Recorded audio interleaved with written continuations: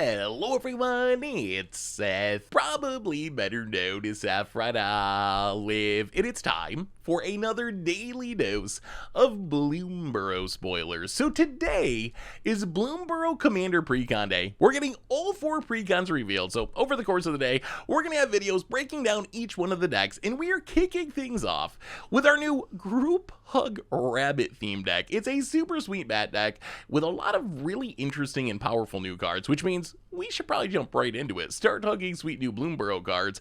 Before we do, a couple of quick reminders. First, if you need any of these cards, you can pre-order them for our sponsor Card Kingdom over at cardkingdom.com/mtggoldfish. Second, to keep up on all the latest previews throughout the day, you should head on over to mtgpreviews.com. And third, if you want to see the full deck list for this deck, make sure to look in the description. I'm going to link it down there.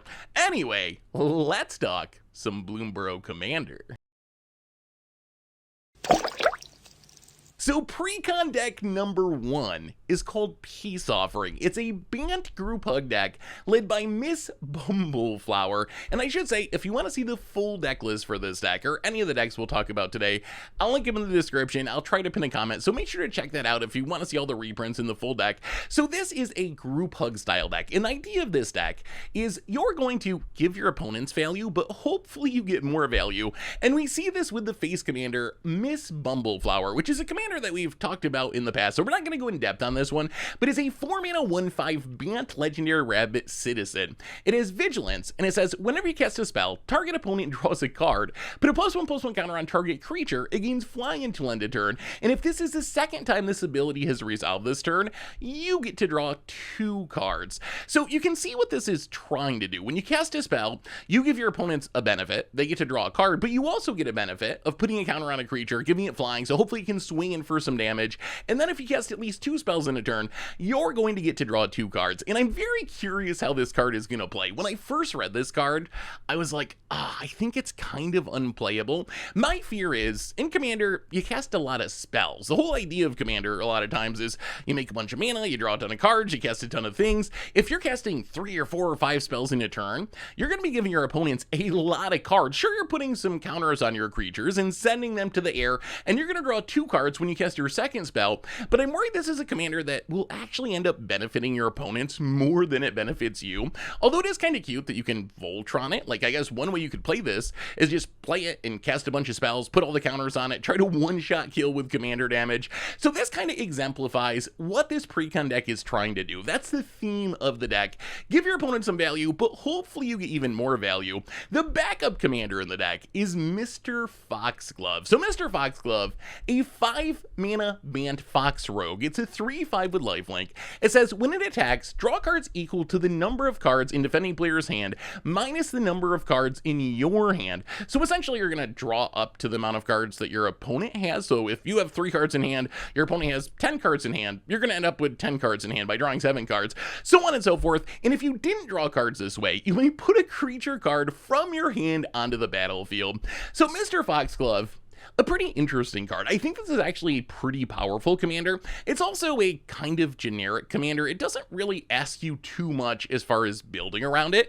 All you really need to do is attack the player that has more cards than you, and even if you don't do that, you attack the person with less cards than you get to cheat some huge thing into play, which is still pretty powerful. So I do like how Mr. Foxglove plays with Miss Bumbleflower. We're just talking about the downside of Miss Bumbleflower being you're giving your opponents a bunch of cards. If you draw your Mr. Foxglove, it kind of makes up for this, because you can give your opponents cards, but then attack with the Foxglove and draw a bunch of cards. So it's a way you can kind of get cards out of Miss Bumbleflower's ability. Although I will say, I don't really like what this incentivizes, because if you know you have Mr. Foxglove and Miss Bumbleflower in your deck, you're kind of incentivized to, whenever you cast a spell, target the same person with Miss Bumbleflower's ability. Ideally, you'd probably want to spread it around the table so everyone's getting some cards and having fun. But if you have Mr. Foxglove, you're really incentivized to give every card to the same person. So then you can attack that person with Mr. Foxglove and draw as many cards as possible. So Mr. Foxglove, kind of like a Sandstone Oracle. That's like the best comparison I could find. When it attacks, you essentially do the Sandstone Oracle ETB trigger, and then you can also like show and tell a creature, and you do have some control over this a lot of the time. If you attack someone with more cards than you, you're going to draw cards. If you attack someone with less cards than you, or the same amount of cards than you, then you get to do the show and tell a creature plan. So Mr. Foxglove, as a commander that needs to attack to do its thing, works really well with haste. I think if you're playing a Mr. Foxglove deck, some of the most important cards are going to be your Lightning Greaves and Swiftfoot Boots, maybe Concordant Crossroads, ways that you can play your Mr. Foxglove and immediately get in that attack to trigger its powerful ability. And then I think it's supposed to be kind of a gift style commander. We get this gift a card mechanic in Bloomburrow itself, and I think Mr. Foxglove is supposed to be a commander where you can put all these cards together. So if you're giving your opponent the gift of a card, then Mr. Foxglove can attack that person and get back some of those cards. So it's a way to kind of minimize the drawback of gifting a card. It also is pretty cute with some other group hug commanders. Like Feldergriff has an ability where you can pay a blue mana to return it back to your hand and have target opponent may draw a card. I guess they could choose to say no, but who says no to drawing a card? So in theory, you could activate that ability a bunch of times on someone, they draw a ton of cards, then attack with the Mr. Foxglove and draw a bunch of cards yourself. The thing I don't like about this commander, outside of just kind of being a generic, like, good stuff commander, like I said, it doesn't really push you in too much of a direction. It's just kind of like, play Magic, attack things, play whatever you want. The other thing I don't like about it is it does kind of incentivize you to play the biggest, baddest creatures in the format. Yes, you could build it as this kind of friendly card draw group hug commander, like I'm going to give you some cards and then make them up with my Mr. Foxglove. But the other way to play this is just not even care about the card thing, like that's the backup plan, and you're like, I'm just going to attack whoever has the fewest cards and slam an Ulamog or a Blightsteel Colossus or a Crater Hoof or an Avenger Zendikar into play for free. You can just put it into play for free. So that creature sneak attack ability, the show and tell ability, I think is actually incredibly powerful. So I think this is actually a fairly scary commander. It draws a ton of cards, and in its own weird way, it makes a ton of mana. And we've talked many times about how that's the best thing you can do in Commander, right? You want to draw a bunch of cards, make a bunch of mana. Mr. Foxglove, its ability directly draws cards, and then being able to put a huge creature into play for free is sort of ramping in its own weird way. So I think this is another very strong, but kind of generic Bant commander. We also got a new enchantment, which is shockingly powerful in Communal Brewing. So Communal Brewing, 3 mana green enchantment. It says when it enters, any number of target opponents each draw a card, put an ingredient counter on it, and then put an ingredient counter on it for each card drawn this way. And then whenever you cast a creature spell, that creature enters with X additional +1/+1 counters on it, where X is the number of ingredient counters on Communal Brewing. So if you think about this card, we're playing Commander, right? So that means you have 3 opponents. When you play this, the downside is you're going to have each of your opponents draw a card. So you're going to end up with 4 ingredient counters on it. You get 1 for free, and then 1 for each opponent that drew a card. So it's going to end up with 4 ingredient counters. Yes, it's sort of sad that your opponent drew a bunch of cards, but then the payoff for this is huge. If you have all 3 opponents in the game, every creature you cast with this on the battlefield is going to enter with 4 +1/+1 counters. It's like a supercharged enchantment version of Bloodsport Pharynx or Master Biomancer. And as an enchantment, it's way stronger than these other cards because it's less likely to die. There's way more creature removal than enchantment removal. So I feel like this card is an incredible payoff for any sort of +1/+1 counter deck. I know it's counterintuitive to give your opponents value, to give them cards, but I think in this case with Communal Brewing, it's exactly what this deck wanted to do. You give your opponent's card, but then you get an even greater reward out of it. So this card goes wild in any sort of counter deck. It's even better once you start adding in additional counter synergies like Branching Evolution, Doubling Season, Primal Vigor, Vorinclex, these cards that double the amount of counters you get. If you get a fully powered Communal Brewing and any one of these cards on the battlefield, every creature you cast is going to enter with 8 +1/+1 counters, which is just going to mean every random thing that you play is going to be incredibly huge. So I think this is just a staple level card for any sort of counters deck. If you're playing Shalayan Halar, Sovereign Onotek Owl, or maybe Atraxa Proliferate, or Bristly Bill Spinesower, I think you would play this every single time. I think this card is incredibly powerful, and I could almost see an argument for playing it outside of counters in just some sort of like green aggro deck,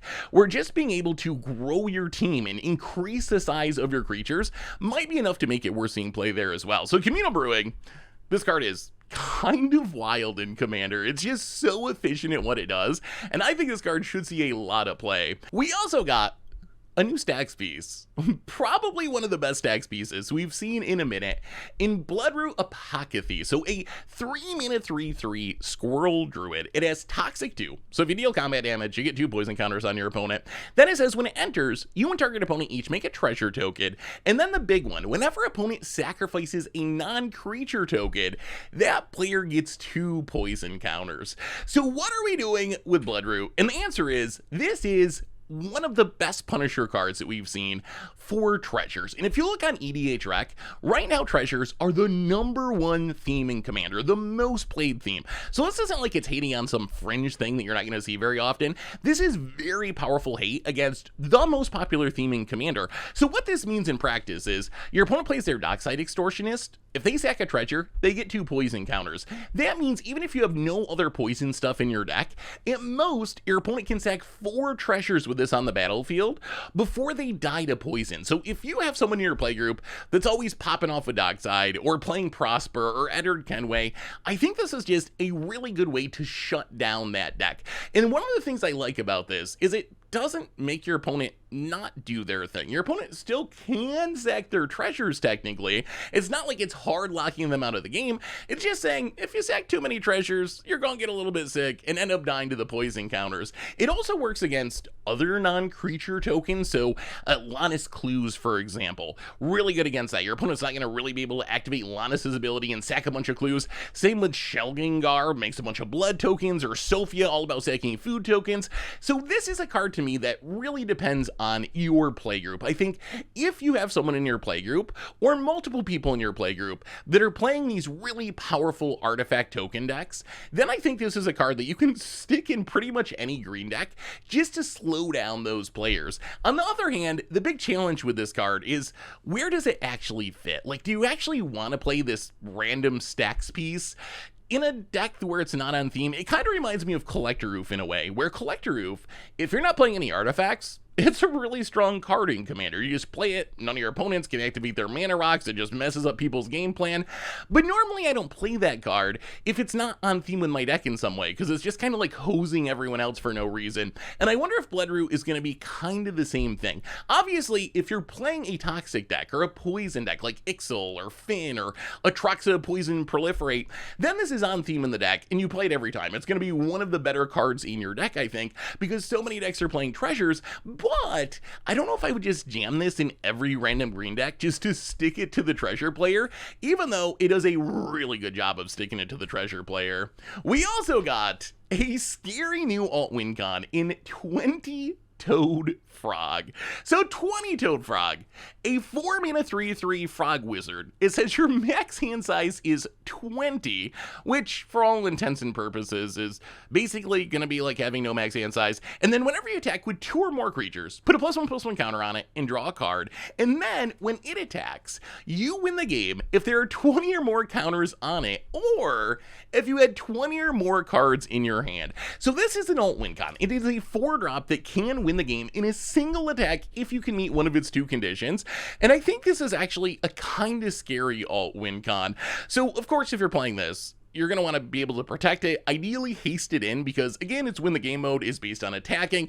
Interestingly, it doesn't even need to deal combat damage, right? It just needs to attack, and that kind of makes it unique in the world of alt-win cons. A lot of alt-win cons are, if you do my thing, and then wait till your next upkeep, I will win you the game. 20-Toed Frog is, if you do my thing and attack, I win you the game right then, which makes it more powerful than a lot of alt-win cons. So how do we actually go about winning with 20-Toed Frog outside of hasting it in, making sure we can protect it? So the hard mode is trying to get 20 counters on it. This is not impossible by any means. We're just talking about Communal Brewing, can put 4 counters on it. Then you got cards like Strength of Tajuru that can put a ton of counters on it. Maybe the Ozlith to move some counters around.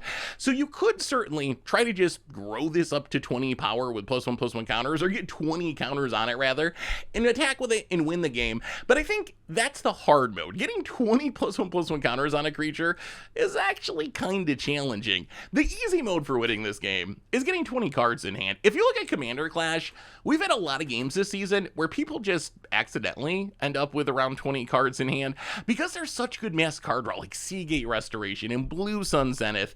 20 Toad Frog actually helps by having no max hand size, but if you're throwing like a Reliquary Tower or something as a backup, it's kind of easy if your game plan is just to get up to 20 cards in hand. It's actually pretty easy to pull that off in a lot of Commander games, and I think that's the easiest way to get the 20 Toad Frog win, is just cast your Blue Sun Zeniths, your Seagate Restorations, all your card draw effects. Once you get a big handful of cards, you just drop the Toad, haste it, and attack, and it doesn't even need to connect to win the game. It also is kind of cute with Mass Bounce. I think the best Mass Bounce spell is Consuming Tide, because remember, 20 Toad Frog cares about cards in hand. One way you can get a bunch of cards in hand is putting cards on the battlefield and then picking them all back up. Consuming Tide is the perfect way to do this because it bounces all the non-lands from each player except for one. So you can keep your 20 Toad Frog, you get to pick up all your mana rocks, all the other things that you've played throughout the game. Hopefully that gets you up to 20 cards in hand, then you swing with the Toad and win the game on the spot. So where do you play this? And I think the answer is you can play it in +1/+1 counter decks, although honestly, I'm pretty skeptical that the get 20 counters on it plan is going to be very legit. I think that's kind of like I said, it's super hard mode. I think it's kind of hard to do. But if you're playing a commander that can draw a lot of cards, maybe like Nezahal, or maybe New Tameo that can draw a ridiculous amount of cards once it flips, maybe Edric, kind of known for drawing a ton of cards, then I think this is an interesting backup plan for winning the game. I don't know if you build your entire deck around it, but if I'm playing a commander deck that can draw a ton of cards and realistically get to 20 cards in hand, I think I'd probably just run this as a backup plan where if I get the chance, I sneak it in with haste and just steal the win by surprise. Next up, we get a new Mouse Soldier in Steel Burr Champion. So a 3-mana 1/1 Mouse Soldier with Vigilance. It has Offspring of 2, so if you pay 2 extra mana, you get another 1/1 token copy of it. And then it says whenever opponent casts a non-creature spell, put a +1/+1 counter on this creature. So Steel Burr Champion, it reminds me of a Shy a little bit. Terrian Marauder might be the best comparison, although it is worth pointing out, the Steel Burr Champion, it does have a drawback, which is it only specifically works with non-creature spells. These other similar versions work with any spell, so Steel Burr Champion gonna grow slower than these other cards, especially depends on your playgroup, what your meta is like. If everyone's playing Spellslinger, this card's gonna be wild and it's gonna go super fast. If everyone's playing like green creature decks and just playing a bunch of Mana Dorks and Craterhoof Behemoths, it might not really grow very fast at all. So I think it's going to depend on what your friends are playing, what your playgroup's playing, but in the right meta, this card can scale really quickly, and if you get 2 of these going, it can become scary very fast. So where would I play this card? And honestly, only working with non-creature spells really limits the decks I'd play it in. In Commander, there's so many different types of decks doing so many different things that I'm kind of hesitant to play cards that are too narrow and only really do their thing against certain decks. Like I said, it's different if you have a set playgroup and you know the people in your playgroup are going to be playing Niv every time or whatever, like some sort of Spellslinger deck. But if I was just playing this in a generic meta, I'd really be looking for specific commanders. Like, I might play this in Falco Spara just because Falco really needs things that repeatedly get counters so you can play off the top of your deck. Steel Burr Champion, pretty good there. Even if it's just getting 1 or 2 counters each turn cycle, I think that's still fine because that's a lot of Falco fuel. Or maybe like Bright Flame to double up the counters on it could turn this into a pretty scary card. So Steel Burr Champion, I'm kind of on the fence on this one. I feel like I don't think I would just play it in a generic counter deck because, like I said, I'm a little skeptical that each opponent's going to cast enough spells to really make it good. And this is another creature that even when it does its thing is just being very big. And in Commander, I like creatures that are drawing me cards or have, enter the battlefield triggers, combat damage triggers. This is essentially just a vanilla creature, a French vanilla creature, in the sense that all it really does is get big, maybe in the right matchup. So not a card I'm really excited for, but it is a cute little mouse. So if you got a counters deck for it, feel free to throw it in. We also got a card that I think might be incredibly busted in Tempt with Bunnies. So Tempt with Bunnies, 3-mana sorcery. It has Tempting Offer. It says draw a card and make a 1/1 white rabbit creature token. Then each opponent may draw a card and create a 1/1 white rabbit creature token. For each opponent that does, you draw a card and create a 1/1 white rabbit creature token. So Tempting Offer cards are always controversial in Commander because on one hand, this card should be stone unplayable. How this should work is you cast this for 3 mana, you make a 1/1, you draw a card, and then you take it out of your deck, because making a 1/1 and drawing a card for 3 mana isn't worth it. But my experience with tempting cards in Commander is they almost never work that way. My experience is, what happens is, you cast this card, and then the rest of the table is going to be like, oh, I don't know, should we do it? Maybe I won't do it if you don't do it. And then someone's going to be like, I'm drawing the card. I missed my land drop. I really need that card. And then once that person says they're going to draw the card, then everyone else goes, well, if they're going to draw, then I'm going to draw too. And the end result is like 90% of time, everyone's going to choose the tempting offer. And the end result of this card is going to be, for 3 mana, you draw 4 cards and make 4 1/1s. When that happens, this is the best white card draw spell that has ever been printed. So I think this card, it really depends on the responsibility of your playgroup. I'm mostly going by my experience with the Commander Clash playgroup, where I cast Tempt with Discovery, or Phil cast Tempt with Discovery, and the end result is wrapping out 4 lands and winning the game, because everyone eventually grumbles and ends up taking the land. If you're a responsible playgroup, and you're all just going to be like, no, I'm turning down the tempting offer, it's not for me, then this card is pretty bad. Then you don't want to play it. So I guess it really depends on how responsible your playgroup is. If you're playing with me, the card's going to be great, because I'm always going to take the card, even if I know I shouldn't. So it's kind of like a souped up cut the deal, essentially. And as far as playing this card, obviously has token synergies, so like Chemball or Jetmir or Balin, but I'm not sure any of this actually matters. This isn't a token card. This is a how responsible is your playgroup card.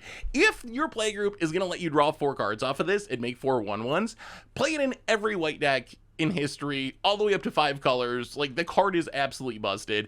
If your playgroup's super responsible and they're gonna reject the tempting offer, then play it in no decks, including the token decks, because if you're getting 1 rabbit in 1 card, it's just not worth it.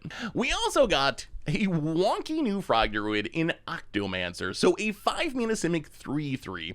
It has Gift and Octopus, so you can promise an opponent the gift of an 8/8 blue octopus creature token. Then it says, at the beginning of each end step, create a token that's a copy of target creature token that entered the battlefield this turn. So this is a weird gift card. The gift doesn't actually give you any extra benefit, but it kind of does. If you give your opponent an 8/8, that's a creature token that entered the battlefield this turn. That means you're going to be able to copy it on your end step, and you will also get an 8/8, which is actually kind of scary. I kind of like the hunted creatures, just because they add so much power to the battlefield, and you can team up with someone and be like, I'm going to play my hunted horror, and I'll give you the tokens, and then let's bash Crim to death, because, you know, Crim always attack Crim first.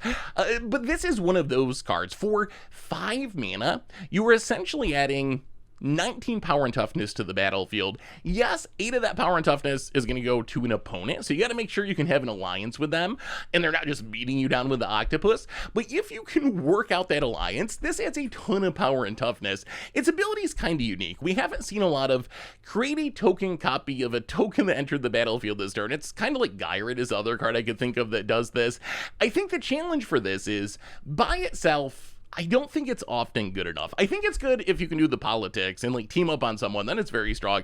But assuming you can't do that, if you're just playing this and like giving someone an 8/8 and you get an 8/8 plus a 3/3, it's not that exciting. Even if you're just copying a token on your end step each turn, it's still not often that exciting. The important thing to note here, though, is it works on each end step. So if you can build a deck that is making tokens during your opponent's turn, maybe you have Tendershoot Riot or Coma that make a token on each upkeep. Maybe you have instant speed token production like Sea Double to copy something, or Crackling Counterpart to copy something, or even just like Baloth Cage Trap to make a 4/4 at instant speed. Then this card gets pretty exciting. If you can be making a token on each of your opponent's turns, and this is just copying it for free, then it is absolutely an absurd card. The best combo for this card, by far though, is Fairy Artisans. Fairy Artisans, this card is so good. I think this is still a sleeper card. I don't see that many people play it. It is so strong. It's a 4 mana 2/2 with flying. This is when a non-token creature enters the battlefield under an opponent's control.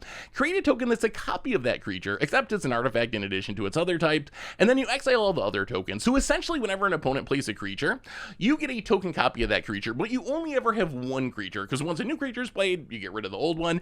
With Octomancer, it gets very, very strong, because every creature your opponent plays is going to be a token, and then on the end step, you get to make a real permanent copy of whatever token has to be on the battlefield. So if you can get both of these on the battlefield, the value is going to be super, super immense, and it's going to take over the game.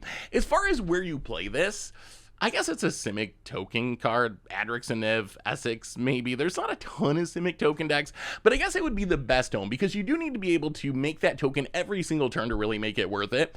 I will say, I kind of wish this card was legendary. I think part of the problem with this card is it's very much a build-around card with the stuff we were talking about, where you want to be making a token each turn cycle, but then this is just one of the cards in your 99, so it's a little challenging to build your entire deck around a card if you don't know you're going to have access to it every game. So I kind of wish this was actually a commander rather than a 99 card, but it still is really cool when you can pull it off. We also got a new class enchantment in Fisher's Talent. So Fisher's Talent, 4 mana Simic enchantment. First level is, at the beginning of your upkeep, look at the top card of your library. You may reveal it if it's a land card. Create a 1/1 blue fish creature token if you revealed it this way. Then draw a card. Level 2 for 2 mana, if you create a fish token, create a 3/3 blue shark token instead, and then level 3 for 4 more mana.